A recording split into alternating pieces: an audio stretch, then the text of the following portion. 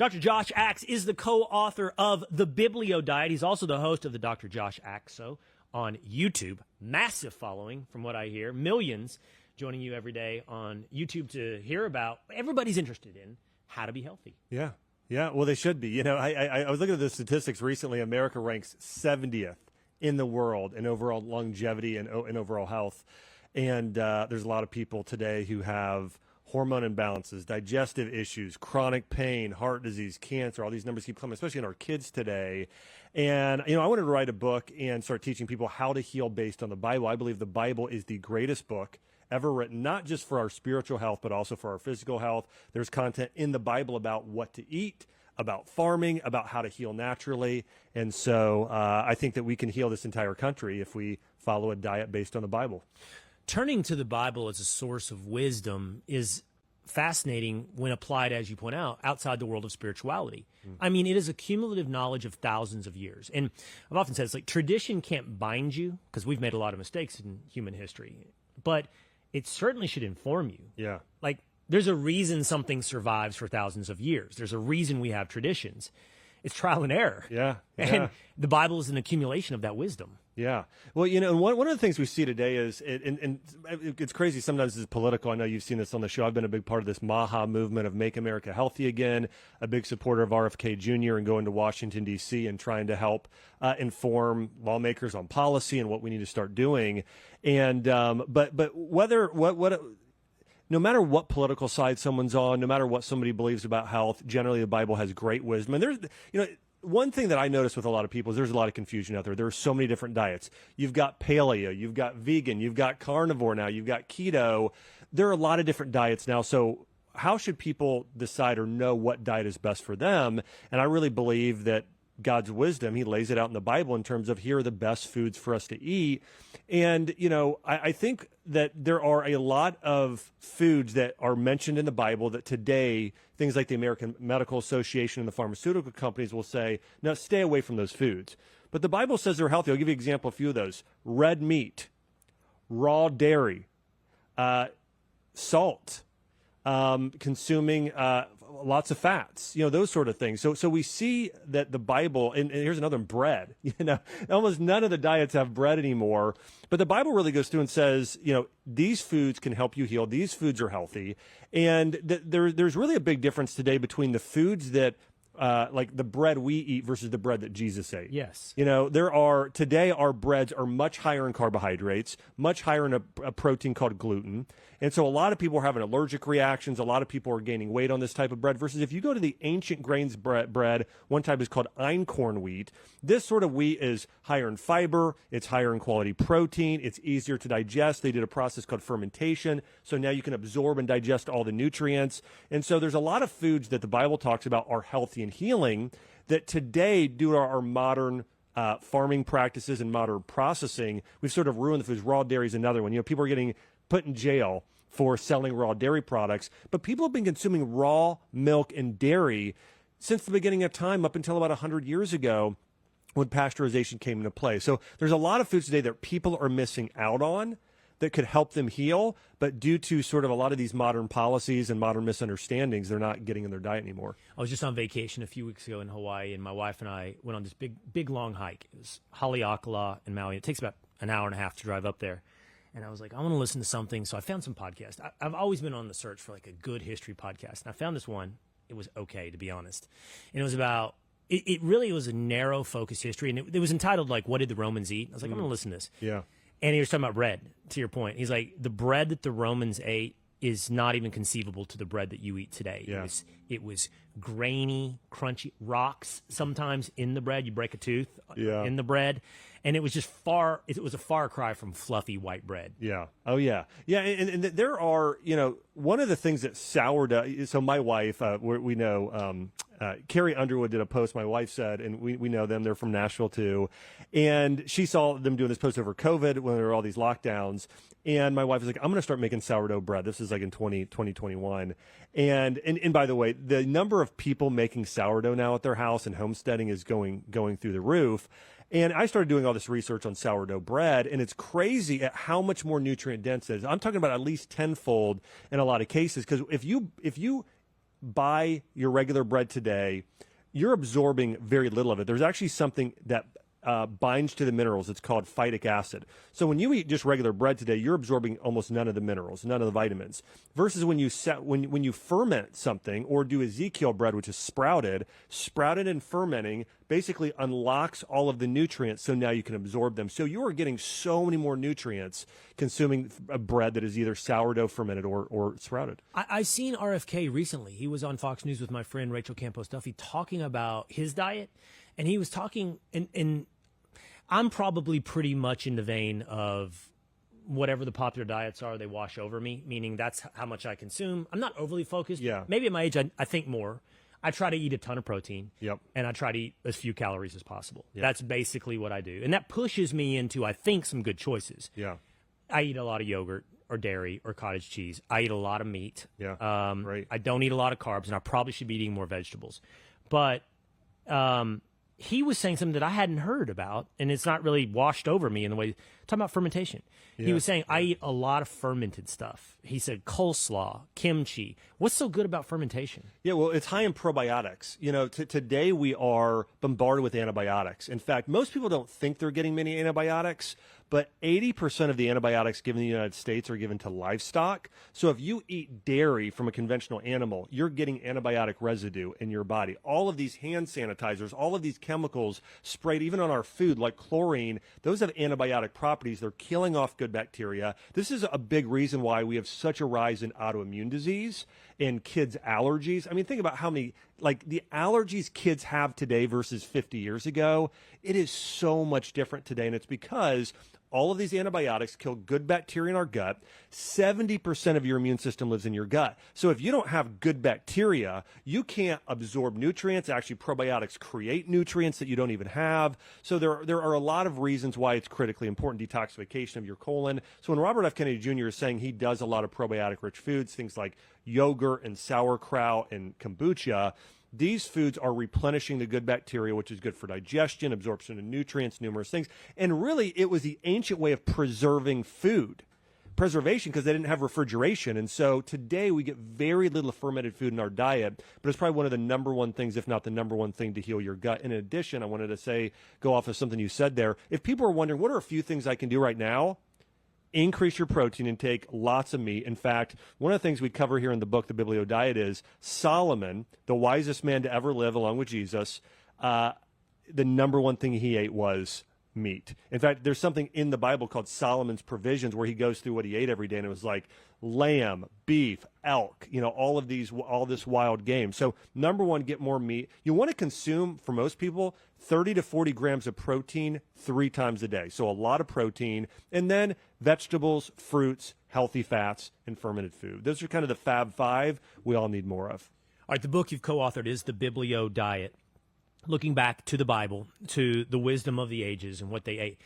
One of the diets that seems to ring true, that has some level of common sense and some maybe even anecdotal, like, oh, those people look healthy, evidence to it, is the Mediterranean diet. Yeah.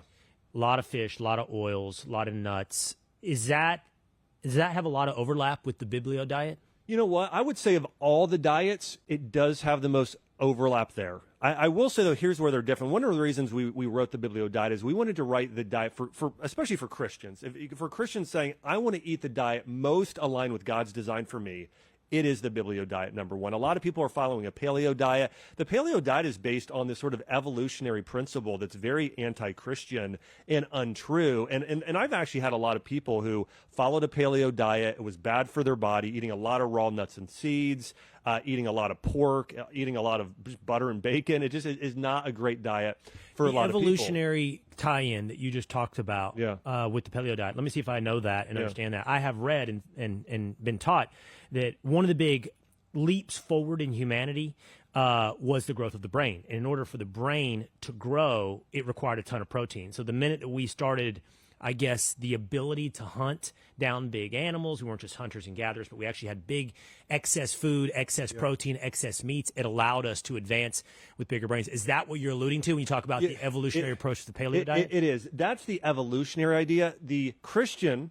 idea, Judeo-Christian, is in Genesis 9:3, after the flood, God tells Noah, Now you can eat the things that creep on the ground and move on the ground along with the plants. That's what he says. Everyone can go look at Genesis 9:3. So the Christian view is, no, now we need it. And there might have been a change in the environment after the flood, possibly to where we needed more protein, and that's why he's recommending at that point. But I do believe that protein and consuming meat products is an essential part of a diet. And I've worked with thousands of patients, and I've had so many vegans and people come in that don't eat meat, and they have major deficiencies. And so I think that's important. I'll say where the Mediterranean diet and a biblical diet differ probably is in maybe even the protein consumption, because Mediterranean diet is more moderate protein. It's really, the focus is on fish. Really, there's no red meat, very little chicken. So it's more of a pescatarian diet for the most part.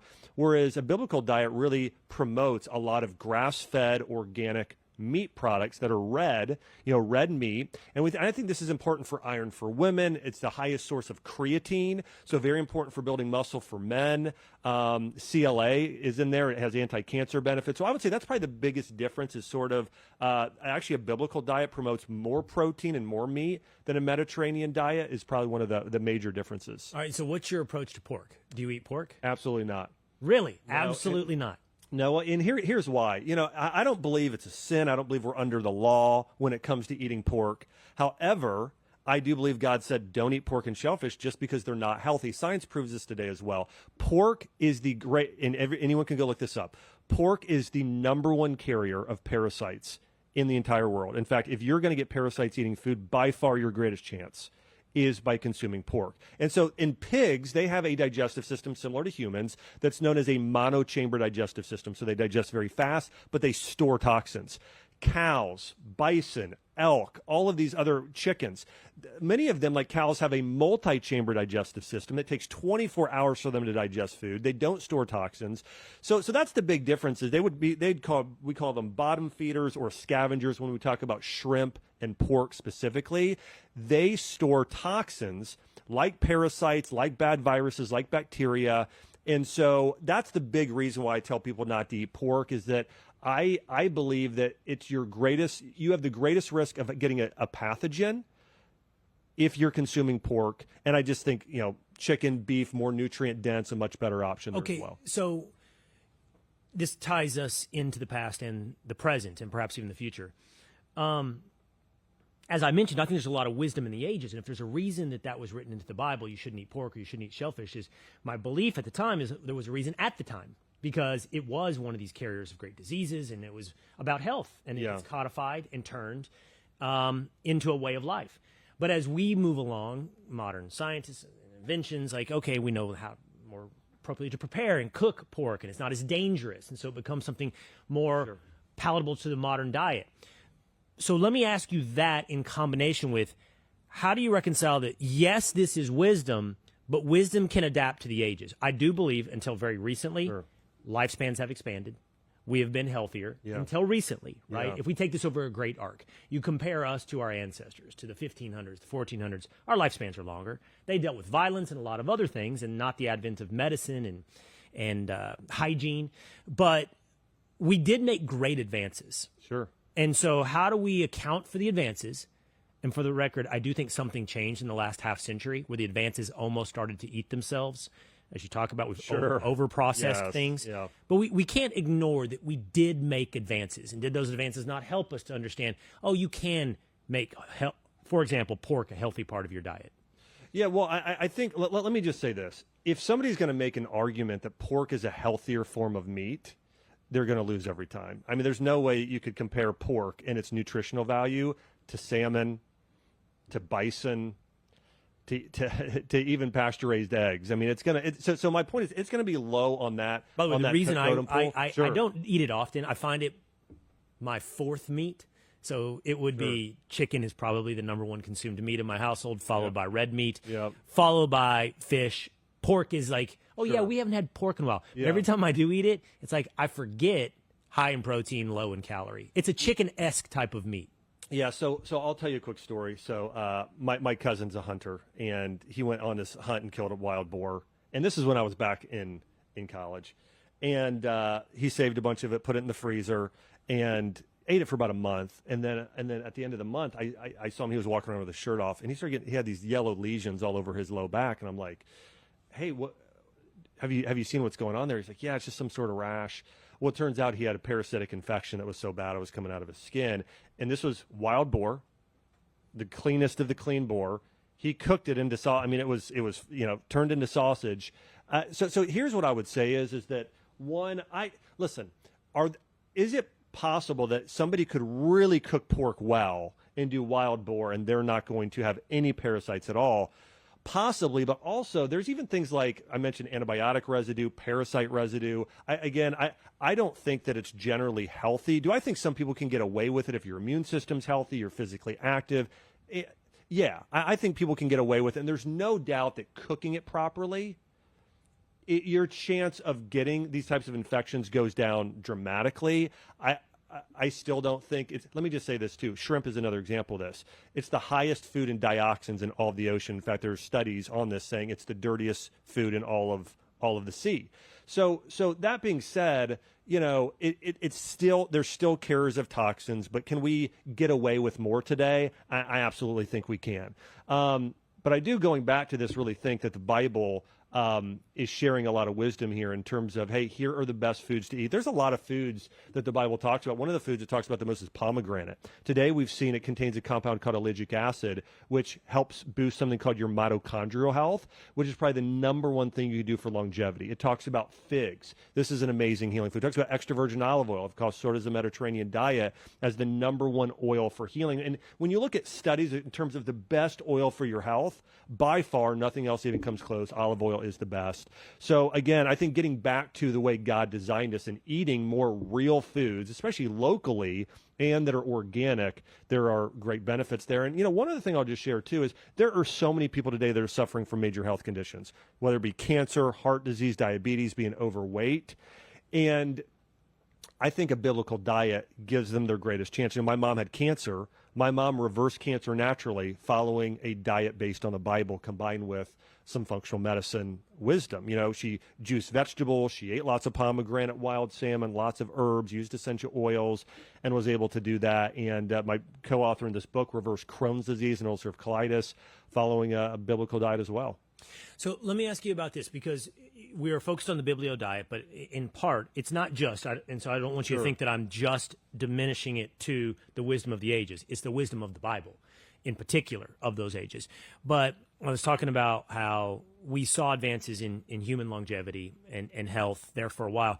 One of my favorite stories is, Thomas Malthus was a guy in the early 1800s used to predict, that we were overpopulating the earth and that there'd be a huge decline in the human population based upon starvation, just not enough food. And he wasn't stupid. He did the math, available arable farmland, number of people, calories needed, and just computed it out. It's unsustainable. What Malthus didn't account for was a series of innovations over time, from modern fertilizer. Instead of, first it was bat guano, the discovery of bat guano as a fertilizer. He didn't account for that. Then it was synthesized fertilizer later. And then it was the combustion engine, which took away the need for beasts of burden. And now we had tractors, because beasts of burden eat a lot of the food, right? Yeah. Horses, ox, cows eat a lot of the available food supply. So he just didn't. And then ultimately what he didn't account for is genetic modification of foods.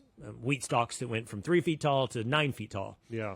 All of that to mean caloric accessibility exploded. Oh, yeah. And population exploded. And, you say, well, that's a good thing. Like, human thriving is a good thing, and we have all this, available food. But I guess I'm leading you towards what appears to be this modern miracle. And then at times now it looks like we're paying the price for that miracle as we over-index in that direction, and we have health problems. Yeah, you're 100% right. We have gone way overboard here. In fact, if I were going to sort of pinpoint the biggest reason why I have chronic illness in the United States today outside of stress, I would say the next biggest thing is overconsumption of sugar and then general carbohydrates and calories. Because now we have so many calories available. And the other thing I would say is, when you look at the Bible, Starting off in Genesis, that the Garden of Eden was what we would call a perennial food forest. So Adam wasn't planting wheat or soy or these things you have to plant every single year. He was tending fruit trees, which grow and produce every year, and berry bushes and these sort of perennial foods. And these are foods that are higher in fiber, more nutrient dense, lower in calories compared to grains. So that's really what we start to see in the Bible. And I really believe Genesis, we were called to make the entire earth like the Garden of Eden, spread it throughout the entire world. And then we had sort of the creation of grains, or the start of the production of grains. And of course, then we start eating, meat there as well. But overall, if we were farming correctly, the Bible teaches us exactly how to farm. And it's called regenerative agriculture. Some people are starting to do this today. And it's where you do more of these perennial foods. It's more fruit trees. It's more berry bushes. It's more vegetables. It's more, and then you have the animals graze in and out amongst those trees, fertilizing the soil. So you're not having to till the soil to release carbon. You're not having to, the beasts of burden sort of wear them out. They're just simply walking around eating, basically fertilizing the soil. So there's a way to, and by the way, we would feed so many more people that way. So many more people if we followed the farming principles based on the Bible. It just takes a little bit longer to get going. We're into all of these shortcuts and doing things more quickly. But the Bible is a solution for that. Well, and you've written about this in the book. The majority of our conversation is focused on the physical health attributes of this entire diet. Yeah. But I know that's not your entire focus. You did bring up some of the problems with kids, mental health, attention deficit disorder, even spiritual, spiritual elements, which, by the way, I believe, meaning I look at my children, and I see my son, and if he comes home from school and he just starts opening packages, right? Packages. I talked to him about that. Like, eat real food, man. Don't go straight for the chips. And by the way, he just hit a health kick. Sometimes sins are great motivators. Vanity is a great motivator. Something happened this summer where he's like, I don't want to. I want to be big and strong. And now he's focused on all these like good foods. Yeah. But before it was like open a package of goldfish. And I do think that weighs not just on your mental health, but your spirit. Mm-hmm. Yeah. There's this thing, I recorded a podcast on this recently in terms of getting into all the research of this mind-body connection. I mean, 80% of doctors' visits today are stress-related. They're due to emotional, childhood trauma you're still living with today, mental health issues, depression, anxiety, all those sort of issues. But it works the other way, too. Bad digestive health actually increases your risk of depression, anxiety, lack of motivation in a massive way. I feel it. If I eat like crap, I feel. Yeah. Like, not just physically, but like you feel down. Yeah, absolutely. So, there are cures for that. And a big part of it is that one of the biggest things we're missing today in our diet are healthy fats, especially omega-3s and especially fats rich in polyphenols. Fastest way to fix that, do a lot of omega-3s from wild-caught salmon, and walnuts is a great source of that. Dr. X, do you supplement at all? I do. Yeah, I do. I mean, if I don't eat salmon that day or I don't eat wild-caught fish, I will do about 1,000 to 2,000 milligrams of a fish oil supplement. I do that. I do a vitamin D supplement. Yeah. So I think, in similar thing, I'm kind of, if I got enough sun that day, I don't take it. But if I don't, like definitely fall, winter, spring, I'm always taking a vitamin D supplement as well. I mean, one reason is, and you've probably seen the statistic, about 100 years ago, most jobs were agriculturally related. I mean, over 50%. Today, it's like 2%. I mean, it is so low. So most people are spending so much time outdoors, getting plenty of sunshine every day. Today we don't. Our number one deficiency today, by far, is vitamin D. 94% of people don't get enough vitamin D. So I just got back from vacation, and everyone's talk is all the trends on skin cancer, which is a real thing. And I know people that have had skin cancer. But that's like, do the sunscreens help? Do the sunscreens hurt? Have you seen the stuff about sunglasses? Like, are sunglasses bad for you? So here's my opinion on that. Is that here's the first thing to know: don't get burnt. Okay, there's no doubt the studies show if you burn your skin, it increases your risk of cancer. However, most of the studies show that if you're not getting burnt, the more sun you get, the less skin cancer, melanoma you actually will have. Now, in terms of the sunglasses, I've actually been saying this for like 20 years, but I think that if you're wearing sunglasses all the time, your eyes are directly connected to your brain, and really it's also going to be connected to your cortisol and melatonin levels. You want to you want your eyes to be exposed to the sun. You don't want to look directly at the sun, but you want them to be exposed so cortisol can get up and it knows when to start going down. And so much of this has to do with the way God designed us, living in tune with what we call our circadian rhythms. When the sun goes down, we should start going down. When the sun comes up, we should start getting up. But also, you do listen. If I was down in 30A recently, down in the Panhandle of Florida, and it's white beach there, and I was like going blind. I'm like, okay. I almost never wear sunglasses. I wore them because it was that bright. I was squinting so badly. But overall, I think generally people should wear sunglasses very little because it's actually disrupting your hormones to a degree if you're not allowing that seeing some of that really, natural sunlight. Really interesting. One more supplement question, then I want to talk to you about rest really quickly. Do you take creatine? I do. So not just through natural foods. I do as well. It's very popular. Yeah. By the way, it was when I was in college too. So we took it then. Oh yeah. In the 90s, it kind of went away, but now it's back with a force. Oh yeah, it is. I remember in high school, playing high school sports, and actually we had like a tub of it, and like people would just put it in their water bottle and be drinking it all day. So here's what I would say when it comes to supplements. Number one, try and do more food-based supplements. They're more absorbable. Your body recognizes them more. Things like a food-based multivitamin, omega-3 fatty acid supplement like a fish oil, doing a green or red superfood powder, food-based vitamins like vitamin D. That should be your primary source of nutrients we're getting. In addition to that, I think that getting certain nutrients we're very deficient in. I mean, creatine is found naturally. Number one, it's found in heart glandulars. So like our ancient ancestors ate a lot of organ meats. So it's found there the most along with muscle meat. So if you do a steak, you're getting about 500 milligrams of creatine. So it's something naturally you're finding food. But I do think that most people, both men and women, could benefit greatly because when you can put on muscle, it's so good for your blood sugar levels. It's so good for longevity. It's so good for men for testosterone, human growth hormone. So I think most people could benefit from being on a creatine supplement, about 1 gram to 5 grams daily. Okay, let's talk about rest really quickly. Yeah. You're not going to like this because a lot of my stories are pagan. I can tell. Like my analogies and stories are pagan, and they're also very inaccurate. They're just some summarizations of things I've seen on TV or heard. But let's talk about sleep for a minute. Yeah. Okay, so we all at this point recognize the importance. I think that the fad of, I don't sleep much is a little bit gone. Everyone understands that it's important. Yeah.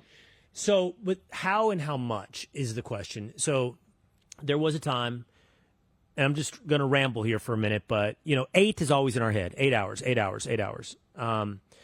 When I was in college, I played water polo, and we had a morning practice. And so for college students, we were pretty sleep deprived, but not because we were partying. We were always like, it's hard to get to bed and wake up at 5 in college and get what you need. And we learned about, at least we believed at the time, 90-minute cycles, that your REM cycles are 90 minutes, and try to just get a complete REM cycle. So what is that? If you get 6 would be 4 cycles, right? Yep. 7.5 would be the 5th cycle. So, and then I just saw a thing the other day. Again, it's probably just inaccurate on X. Like, you don't need 8. You need 6 to 7. So I don't know. And then they said the Vikings slept in 2-3 hour segments. They woke up in the middle of the night. What do you think? What does the Bible say about sleep?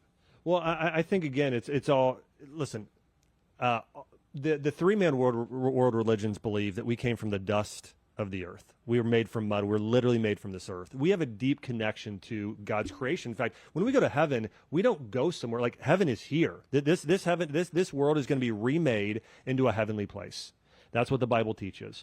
And so we're meant to be connected to the earth, the sun, when it rises, when it falls. So I believe, again, when the sun sets, we should be going to bed. When it rises, we should be getting up, generally speaking. I think you need more sleep in the winter and less in the summer, even based on your geography. Here's the other thing I will tell you, at least for myself.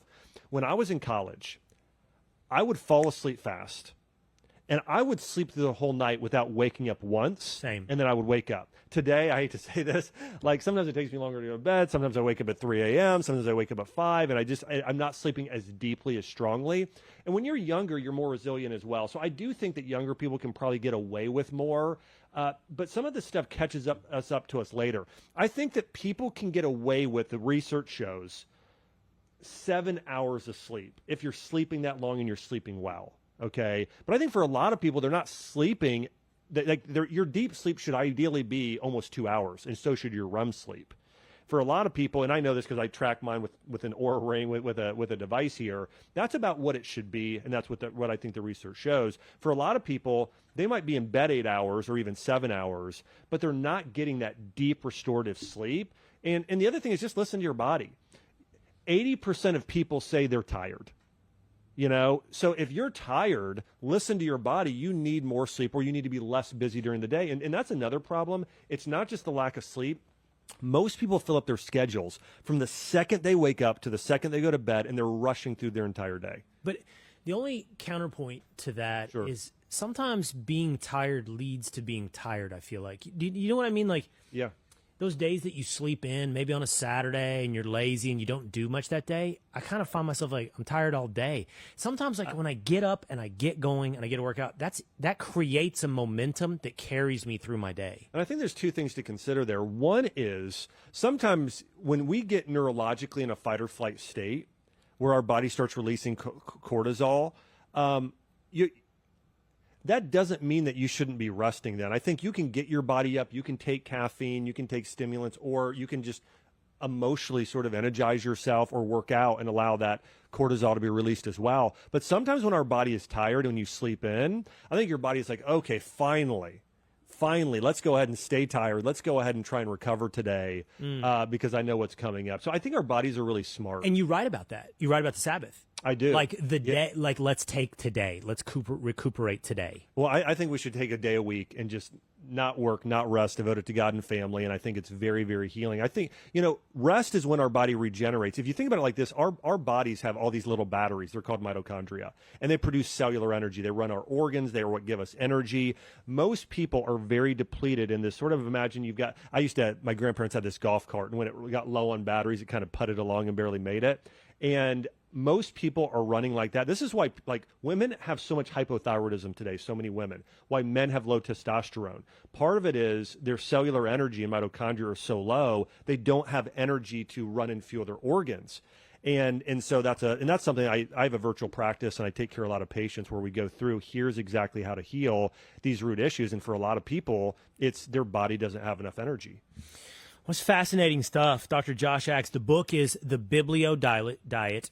He's the co-author. There it is. If you're watching on YouTube or Facebook, you can see a copy of the Biblio Diet right there. A lot of wisdom, as we all know, from the Bible. Maybe we just haven't thought about it in this context, and also how to live a healthy lifestyle. Yeah. Again, I think this diet really goes through what Jesus ate, what Solomon ate, and how to heal, to reverse, everything from heart disease, how to actually fight cancer, how to reverse autoimmune disease, heal your gut with a biblical diet and lifestyle. Fasting, we get into all of it. Well, we appreciate you hanging out. Coming up to Dallas from San Antonio, we wish you luck getting back to Nashville. Safe travels. And check out the Biblio Diet. Thank you. Awesome. Thanks. All right, Dr. Josh Axe. Thank you.